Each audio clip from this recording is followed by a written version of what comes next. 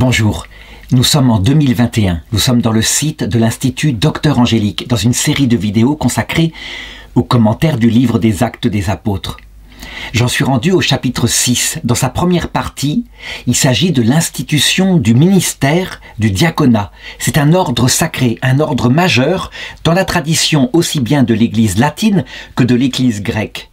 Or, je voudrais voir que ce qui est intéressant, c'est que ce ministère manifestement a été décidé et inventé par les apôtres. Ça veut dire que on n'en trouve pas trace dans les paroles de Jésus. On trouve par contre trace de l'épiscopat, par exemple à travers l'appel des 12 apôtres. Faites ceci en mémoire de moi. Ou alors du sacerdoce à travers l'appel des 72 disciples qu'il envoie prêcher. Mais le diaconat, manifestement, ça semble être une initiative apostolique. Et donc, il va falloir se demander, mais est-ce qu'ils n'ont pas abusé? Alors voilà l'occasion qui a permis d'instituer ce ministère. En ces jours-là, comme le nombre des disciples augmentait, il y eut des murmures chez les hellénistes, donc les chrétiens d'origine grecque, contre les Hébreux, ça veut dire les chrétiens d'origine juive. Dans le service quotidien, disaient-ils, donc c'est les Grecs qui se plaignent, on négligeait leurs veuves. Alors, il faut savoir, je l'ai montré au début, la charité fraternelle est vraiment l'acte fondamental dans l'Église. Et puis, elle se passe aussi sacramentellement. Ça veut dire que la messe, au départ, dans sa liturgie, se fait autour d'un repas fraternel. On mange, on apporte de la nourriture, on la partage en commun. Les apôtres sont là, qui essayent de distribuer équitablement ce que les riches ont apporté pour aider les pauvres, et en particulier les veuves qui n'ont rien à une époque où il n'y a absolument pas d'assurance retraite. Ça se passe donc comme cela, et la communauté augmente, si bien qu'à un moment donné, manifestement, les apôtres qui sont là, et puis ceux qu'ils ont peut-être délégués, n'arrivent pas à être parfaitement justes et ils oublient certaines personnes. Bref, il va falloir arranger ça. Quand on est comme ça dans une église qui évolue, qui passe d'un degré familial à un degré pratiquement tribal, et puis peut-être à un moment donné à un peuple tout entier, il faut effectivement des changements qu'on appelle des changements pastoraux. Ça veut dire que les apôtres ont reçu mission d'adapter la structure de l'Église aux événements du temps. Cependant, on peut se demander, mais jusqu'où ont-ils liberté? Et voilà ce que continue le texte. Les 12 convoquèrent donc alors l'assemblée des disciples et leur dirent: « Il ne sied pas que nous délaissions la parole de Dieu pour servir aux tables. » Servir aux tables, c'est donc justement la distribution de la charité fraternelle. Et eux veulent se consacrer d'abord à la prédication de l'Évangile, ce qui est normal, ce qui est leur fonction. Alors par contre, l'initiative, là, on peut dire qu'elle leur vient très probablement de l'imitation de ce qui s'est passé pour Moïse. Quand son beau-père, qui s'appelait Jéthro, c'est en Exode chapitre 18, vint le voir, qui le vit occupé à servir tout un peuple qu'il avait fait sortir d'Égypte, et se rendit très vite compte que, en fait, Moïse était débordé. Ça veut dire que il recevait le peuple venait vers lui pour leurs affaires, pour leurs jugements, et il demandait à ce qu'ils puissent trancher entre des différends qu'il y avait entre eux. C'est le verset 14 qui raconte ceci. Le beau-père de Moïse vit tout ce qu'il faisait pour le peuple et dit: « Que fais-tu là pour le peuple? Pourquoi sièges-tu tout seul? Et pourquoi le peuple se présente-t-il devant toi depuis le matin jusqu'au soir ?» Et Moïse explique les raisons. Alors Jéthro, son beau-père, est très net, très ferme, et il dit: « Ce que tu fais n'est pas bien. Tu vas t'épuiser toi-même et tu vas épuiser ce peuple qui est avec toi. En effet, la tâche est trop lourde pour toi, tu ne pourras pas la mener à bien tout seul. Maintenant, écoute-moi, je vais te donner un conseil et que Dieu soit avec toi. Sois le représentant du peuple auprès de Dieu, donc occupe-toi de la parole de Dieu, et porte les affaires devant Dieu. Enseigne-leur les prescriptions de la loi, mais choisis-toi parmi le peuple des hommes capables qui craignent Dieu, des hommes intègres, ennemis du gain malhonnête, établis-les sur eux comme chefs de milliers, de centaines, etc. » Donc l'idée de la délégation, de la multiplication des autorités est une idée de bon sens, et Jéthro il l'a. Eh bien les apôtres prennent la même décision.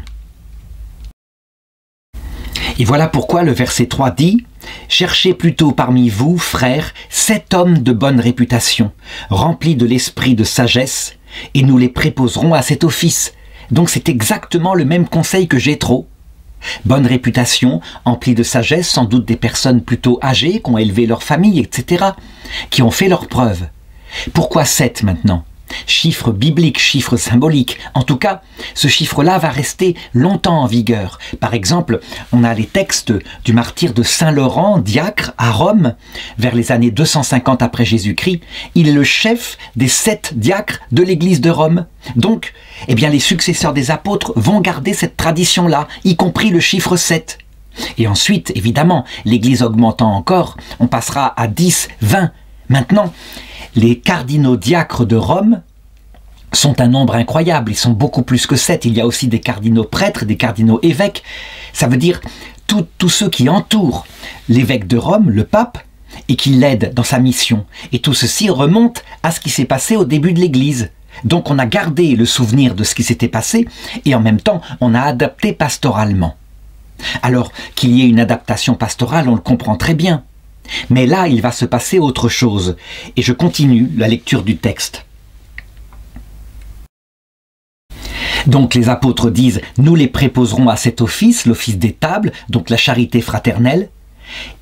Quant à nous, nous resterons assidus à la prière et au service de la parole. Et là, on voit bien la fonction principale de l'évêque. Finalement, celui qui sera le successeur des apôtres, c'est l'évêque, à savoir, il prêche, et puis il prie. Il est prêtre, il est prophète, il est roi. Ça veut dire que les 3 fonctions traditionnelles fait que prophète, il enseigne le peuple pour l'unir à Jésus-Christ. Prêtre, eh bien, il célèbre l'Eucharistie, il rapproche le peuple de Dieu et le Dieu du peuple. Et puis, roi, il est pasteur, ça veut dire qu'il préside sur l'assemblée, sur la communauté tout entière, et c'est lui qui va choisir, par exemple, les diacres à son service. Le verset 5 continue et dit « La proposition plut à toute l'assemblée, et l'on choisit Étienne, homme rempli de foi et de l'Esprit Saint, Philippe, Prochore, Nicanor, Timon, Parménas et Nicolas, prosélytes d'Antioche. » Ce sont pratiquement tous des noms grecs, hein. Il faut le reconnaître. Alors est-ce que ce sont forcément des Grecs? Est-ce que ce ne sont pas des Juifs qui portent un nom grec? On ne sait pas, mais manifestement, il y a des convertis qui viennent des païens. Et c'est normal, puisque le problème est venu justement de la négligence qu'on avait par rapport aux veuves d'origine grecque. On les présenta aux apôtres et, après avoir prié, ils leur imposèrent les mains. Voilà. On a donc la fondation d'un ministère, ce qu'on appelle un ordre sacré. C'est-à-dire ce n'est pas un ministère institué, c'est un ministère ordonné. De même, l'imposition des mains, accompagnée d'une autre parole que les apôtres inventeront, qui signifie ce qu'ils veulent faire, sera le même geste qui présidera à l'ordination des presbytres, donc les prêtres, et des épiscopes, donc les évêques, avec des conseils de saint Paul qui viendront plus tard, comment choisir le prêtre, comment choisir l'évêque. Donc traditionnellement dans l'Église, il y a bien 3 ordres sacrés, et c'est quelque chose qui n'a pas tout de suite été reconnu. Saint Thomas d'Aquin, par exemple, qui se fait le témoin des 1000 années qui précèdent, pense que les 3 ordres sacrés sont le sous-diacre, le diacre et le prêtre. Que l'évêque n'est pas un ordre sacré, parce qu'il définit le sacerdoce comme un lien à l'Eucharistie. Et donc, puisque l'évêque n'a pas plus de lien à l'Eucharistie que le prêtre, pour lui, ce n'est pas un ordre sacré. Il faudra le Concile Vatican II pour en revenir à la tradition première, intuitive chez les apôtres, à savoir que les ordres sacrés ont un lien avec l'union, par l'amour de charité, entre le peuple de Dieu et le Christ et l'Eucharistie. Et donc qu'il y a aussi un rôle par rapport au peuple de Dieu. Donc le diacre, lui, sa fonction spécifique, c'est l'exercice de la charité fraternelle, le partage de l'argent, des dons en nourriture, etc. Ce qui est fondamental, parce que c'est un des commandements équivalents aux commandements concernant l'amour de Dieu. Le prêtre sera délégué par l'évêque et il consacre l'Eucharistie, mais l'évêque, il a la plénitude du sacerdoce, ça veut dire qu'il va perfectionner le peuple de Dieu par son enseignement parfait, un enseignement précis, et comme ça, l'union se fait. Alors, à partir de ce texte-là, on peut le voir, hein, La tradition de l'Église catholique, et d'une autre façon, mais à peu près pareil dans l'Église orthodoxe, l'Église grecque donc, va garder des ministères ordonnés. Et on peut se demander, mais est-ce que l'initiative là ne dépasse pas la volonté de Jésus? Que Jésus ait institué le sacerdoce, on comprend, mais tout de même le diaconat. Là, ça va très loin. C'est quelque chose, c'est une décision qui n'est pas que pastorale, qui semble doctrinale. Un ordre sacré, institué, inventé, plutôt, par les apôtres. Eh bien, ceci montre l'extrême liberté que donne le Christ à son Église. Nous sommes très loin de ce qui s'est passé à l'époque de Moïse, où Moïse avait tout fixé. Ou alors, tel qu'on le voit dans l'islam, où Mohammed a tout réglé, chaque détail, et la communauté doit s'y lier. Il n'y a pas d'évolution possible si on suit simplement Moïse, d'où l'existence des Sadducéens, qui ne veulent que les livres écrits par Moïse, qui estiment que le reste, c'est des inventions des hommes. Dans l'Évangile, il y a vraiment la part d'initiative de l'Église, parce que c'est une alliance dans la liberté. Et donc Jésus-Christ a voulu une Église qui collabore, qui coopère, de la même façon qu'au ciel, nous serons les rois et reines du cœur de Dieu, en ce sens que nous faisant tout petit, il nous donnera tous ses pouvoirs comme à son épouse, et que nous n'aurons même pas besoin de demander pour venir aider une personne de la terre. Nous le ferons, il nous fera confiance, nous puiserons dans les trésors de notre époux mystique, Dieu, et en toute liberté.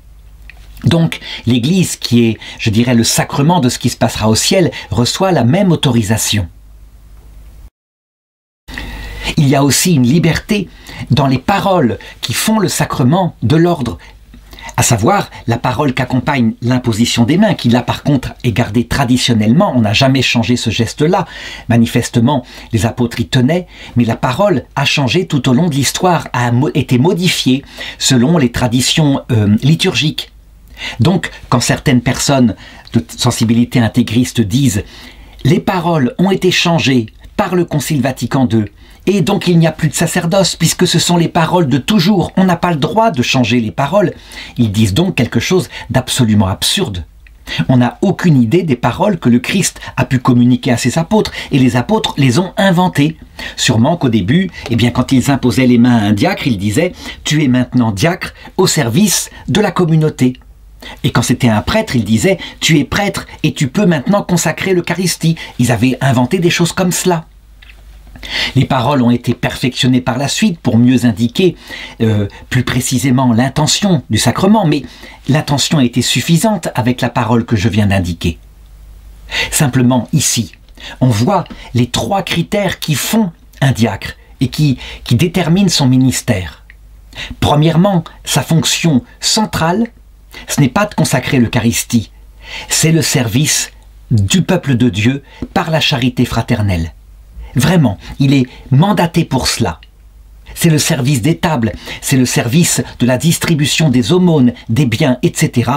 Et il se met, c'est le deuxième point, il se met au service des apôtres, donc des évêques. Ça veut dire qu'il n'a pas de ministère en lui-même. Son ministère est un service, il est dépendant d'eux. Et puis, nous allons le voir à la fin de ce chapitre 6, puisque le premier diacre, Étienne, sera particulièrement célèbre. Ce sera même le premier martyr de toute l'Église. Eh bien, ce ministère-là, il doit être prêt à le faire jusqu'à la mort, à donner sa vie pour le Christ, pour le service de l'Église. D'où d'ailleurs le vêtement rouge qui dans l'Église de Rome a été traditionnellement porté par les diacres, et ce très tôt, peut-être depuis le martyre de Saint-Laurent, parce que manifestement, eh bien, le diacre suivait son évêque dans le don de sa vie, comme d'ailleurs le voulait Saint Laurent. Il pleurait, disait-on, quand le pape Sixte II, qui était son pontife, qui l'avait ordonné diacre, fut emmené au martyre sans que lui puisse le suivre, et il le suivit 3 jours plus tard. Alors, il reste à regarder une chose. Il y a d'autres ministères qu'on appelle les ministères institués. Là, en l'occurrence, ils ne sont pas ordonnés, il n'y a pas imposition des mains, mais simplement une parole qui dit à une personne choisie « Tu es, par exemple, portier de l'Église. Tu vérifieras ceux qui rentrent et pour que ne rentrent pas des gens mal intentionnés. » D'autres deviennent exorcistes. Exorciste, c'est pas le grand exorcisme comme maintenant, réservé aux prêtres, mais exorciste, un ministère institué, peut-être pour chasser les énergumènes, comme on disait, c'est-à-dire les gens qui faisaient du scandale au fond de l'église pendant les célébrations. Il y a eu toute une série de ministères comme ça, et globalement, traditionnellement, il y en a 4.